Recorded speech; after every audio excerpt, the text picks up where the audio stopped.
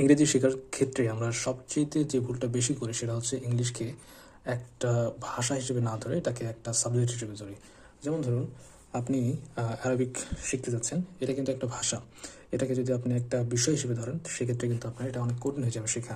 তো দেখেন, ইংলিশ একটা দেশের, আমি যদি ধরি যে ইংলিশ হচ্ছে যারা ইংল্যান্ডে বসবাস করে তাদের মাতৃভাষা। ওকে, তো আমরা যখন বাংলাদেশে বসবাস করছি আমরা জানি যে আমাদের মাতৃভাষা হচ্ছে বাংলা। তো আমরা কিন্তু এটা ন্যাচারালি শিখে থাকি। ঠিক তেমনই যারা ইংল্যান্ডে বসবাস করে তারা ন্যাচারাল ইংলিশ শিখে থাকে।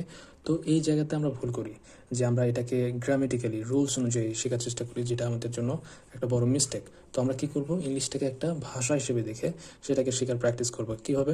আমরা প্রতিদিন আমাদের যে শোনার যে অভ্যাস, এটার পরিবর্তন করতে হবে। অর্থাৎ আমরা বেশি বেশি শুনবো।